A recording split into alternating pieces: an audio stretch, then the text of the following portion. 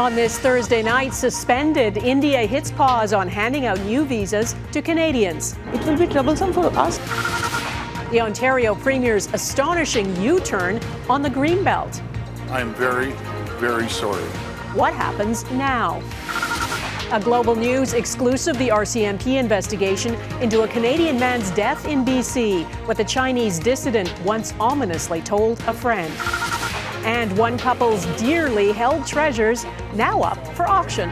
Donna didn't want flowers for her birthday. She wanted a John Deere watering can.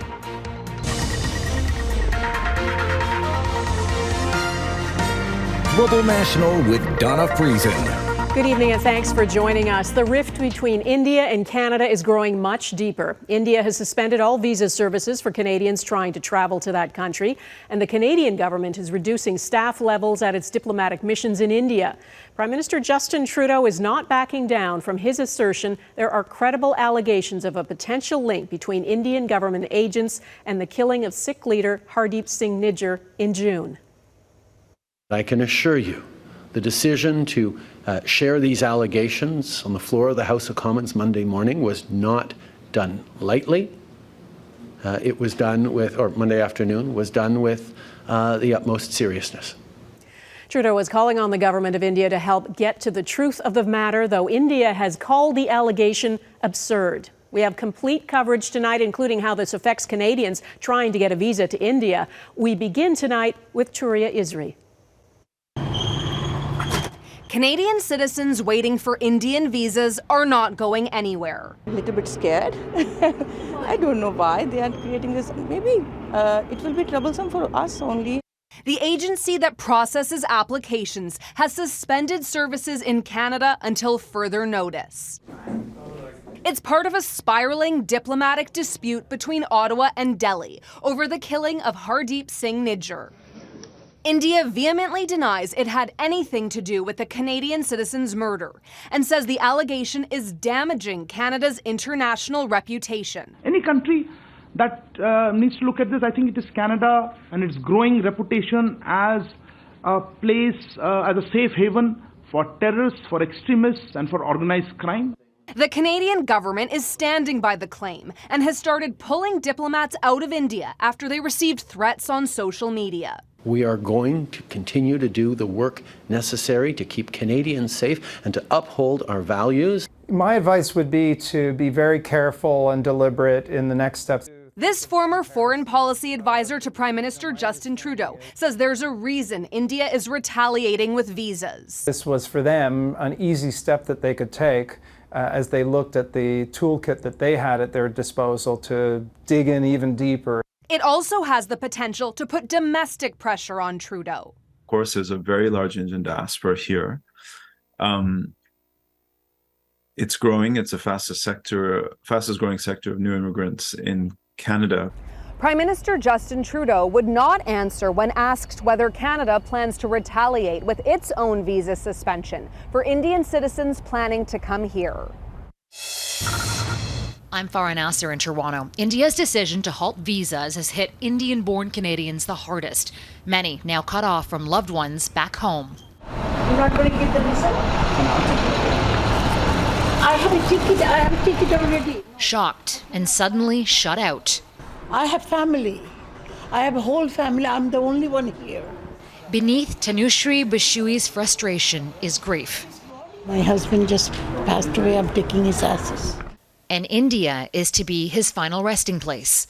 What kind of situation is this? Eh? You fighting the leader, why public had to suffer? Every year, up to 80,000 Canadians travel to India on tourist visas. We've seen the interruption of visa processing during wars and conflicts and border conflicts, but never something like this. And what about the people who've already obtained Indian visas? That's not impossible. That's definitely a possibility. And, the economy hates uncertainty. Uncertainty that has left so many Indian Canadians on edge. We never expected that these things will happen so fast and relations will come to this level. Rajinder Saini, a Punjabi radio host, is not taking listener calls on the issue, concerned that it would further stoke divisions. People are trying to divide the community right now on religious basis, religious lines. So which is really, really dangerous for our community's harmony. The Nusri Bishui blames Prime Minister Modi for her predicament. What he's doing is not right. It's not doing right. Why are we going to suffer? Because we are not Indian citizens, that's it. A citizenship she gave up 5 decades ago to become a Canadian, a decision she doesn't regret today. Farah Nasser, Global News, Toronto. The U.S. said today it firmly rejects the idea this issue is driving a wedge between Canada and the United States. A U.S. national security advisor says American officials have raised the murder allegation with the Indian government and will not give it a special exemption because of America's close relationship with India. Mackenzie Gray reports. It was a reiteration of a previous accusation. I'm repeating what I said on Monday afternoon, that there are credible allegations that we need to take extremely seriously as Canadians and indeed as a world. The Prime Minister tight-lipped, providing no new information about India's potential involvement in the murder of Canadian citizen and Sikh leader Hardeep Singh Nijjar, avoiding further escalation. There is no question that India is a country of growing importance and a country that we need to continue to work with. We're not looking to provoke or cause problems. The desire to work with India has led some key allies to not publicly condemn Delhi, but today Canada's biggest partner said it raised the issue with the Modi government. It is a matter of concern for us. It is something we take seriously. But further allied action may be unlikely. This is not China, this is not Iran, this is not Venezuela or North Korea. This is India. And so this is the best we should expect from our friends. For now. You share his frustration. Canada's ambassador to the United Nations also concerned but preached patience. Facts will come out. The facts will emerge. It's all going to take a bit of time. And it's important not to overreact to that. Those facts allegedly not shared with the Indian government, who believes Canada has an ulterior motive. They have made the allegations. They have taken action on them. To us, it seems or it appears that these allegations by the government of Canada are primarily politically driven. Justin Trudeau raised the allegations with the Indian president at the G20, but today, Donna, he declined to say how Narendra Modi responded. All right, Mackenzie Gray in New York City, thanks. Ukrainian President Volodymyr Zelenskyy was in Washington today, meeting President Biden and American lawmakers, many of whom are reluctant to give the same kind of support they promised last time he visited. Brittany Rosen is in Washington with the latest details. Brittany. Donna, this was President Zelensky's second trip to Washington in 9 months, but this visit proved to be a bit more turbulent than the last time he was here. He faces a Republican Party skeptical to issue new aid and a government on the brink of shutdown. President Zelenskyy, what was your message for senators? Shoulder to shoulder with congressional leaders, Zelenskyy arrived on Capitol Hill, determined to sway lawmakers who appear to be in a stalemate on spending commitments. We greatly appreciate the vital assistance provided by the United States to Ukraine to combat Russian terror. Biden, who welcomed the Ukrainian leader to the White House Thursday, wants Congress to approve $24 billion in new military and humanitarian aid.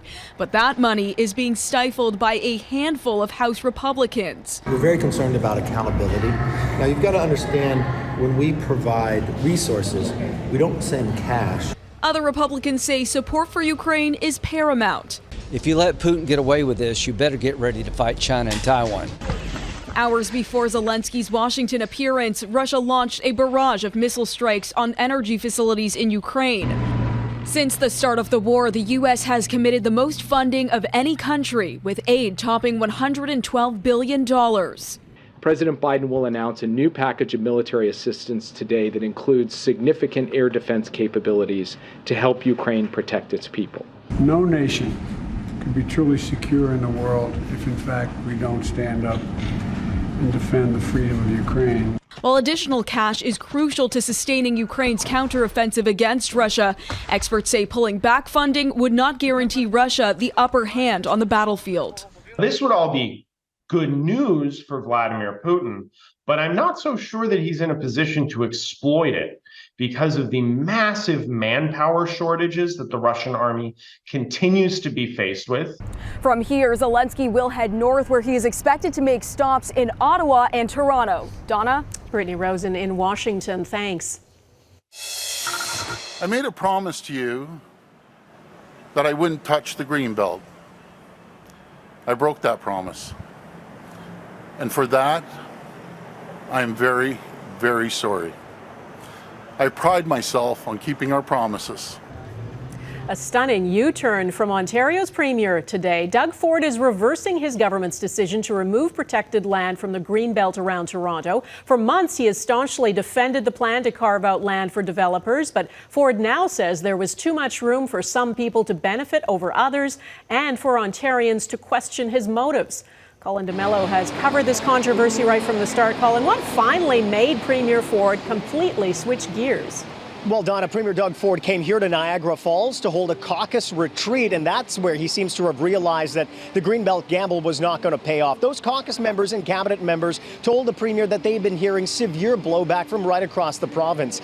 That was in part one of the reasons why the Premier decided now was the time, after a year of defending the deals, now was the time to reverse course. But there were other underlying reasons as well. The Integrity Commissioner revealed today some key details about a family fundraiser the Premier had in August of 2022. His daughter was getting married. The Premier was throwing a stag in his family backyard.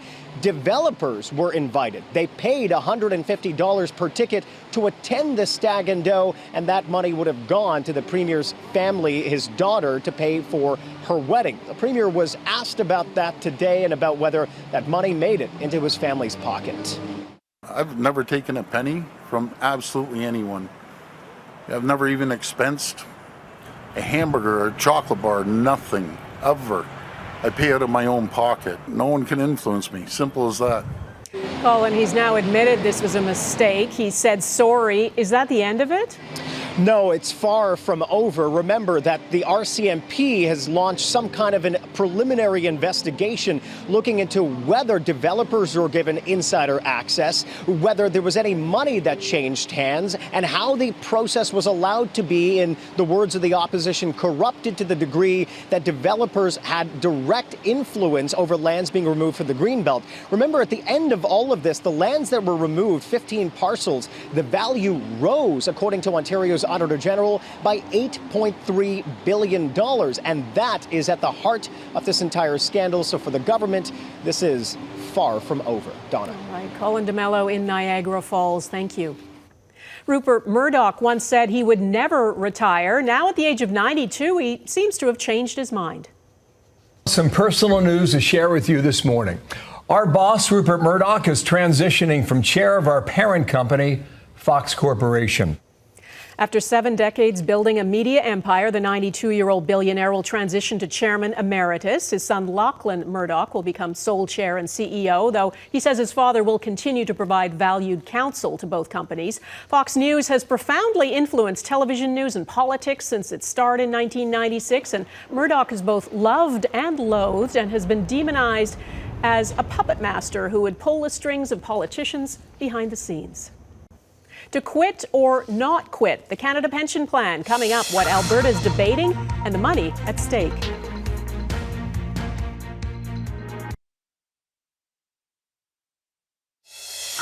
More competition will ease sticker shock at the grocery checkout line.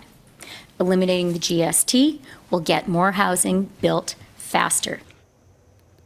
That is Finance Minister Chrystia Freeland talking about legislation tabled in the House of Commons today to address the cost of living crisis. It will eliminate the GST on new rental developments to spur the construction of new housing. It also aims to strengthen the Competition Bureau to address anti-competitive behavior by grocery store retailers.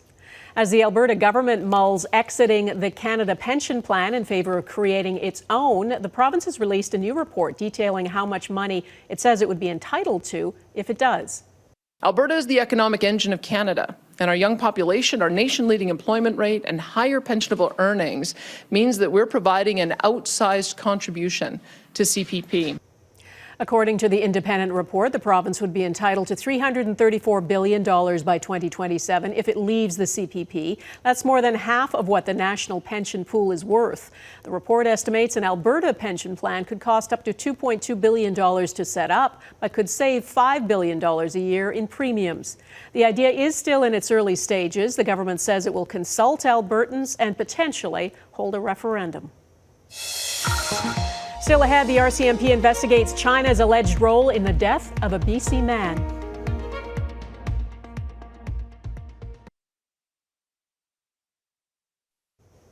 Global News has learned the RCMP is investigating the death of a BC man who was targeted as part of a foreign interference campaign by the Chinese government. 57-year-old Wei Hu died 2 years ago from an apparent suicide. Before his death, he claimed he'd been harassed and intimidated by Chinese government agents. Jeff Semple has the exclusive details. Jeff. Donna, Wei Hu grew up in China and was an outspoken critic of the Chinese government. 2 decades ago, he moved to Canada, but even here it seems he couldn't escape the Chinese Communist Party. That's perhaps get him into trouble. This friend of Wei Hu did not want to show her face, afraid she could be targeted for sharing Hu's story. He and his family lived in this gated $3 million property near Chilliwack, BC. Hu said he'd been followed and received threatening messages, which included details about his children. She says he once ominously told her, if he died of an accident or something, or committed suicide, he told me don't believe.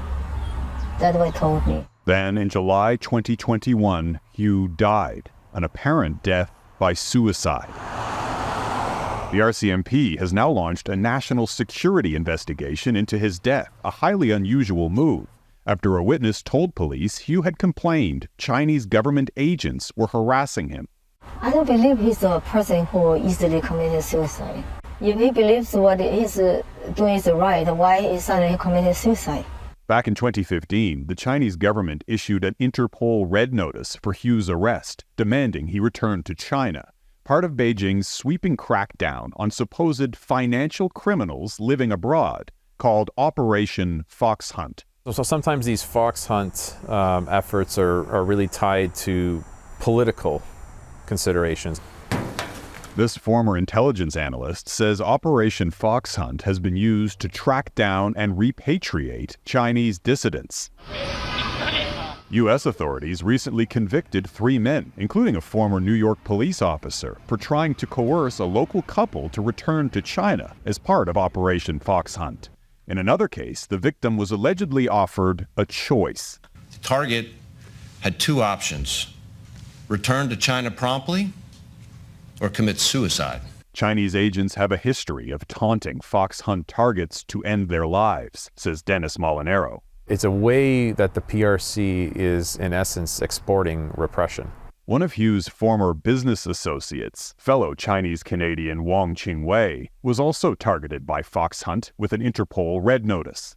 Wang Qingwei, 1972年. But unlike Hu, Wang went back to China in 2018 and turned himself in. He was then released and has since returned to his farm in BC. Asked why Chinese authorities let him leave, he declined to comment. Reached by phone, Hu's widow denied knowing anything about her husband being wanted by China, but said he had become isolated, without any friends or even a job. The political debate around foreign interference in this country has largely focused on elections. But Donna, dissidents say that's just one part of a broader problem: Beijing's harassment of Chinese Canadians like Wei Hu. Jeff Semple, thanks. They'll be dearly missed. Next, a story anyone with a prairie past can relate to.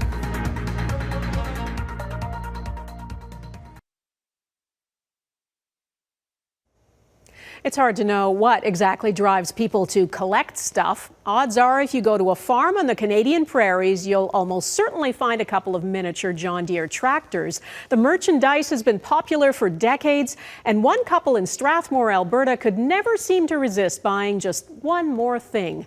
Gil Tucker has their story.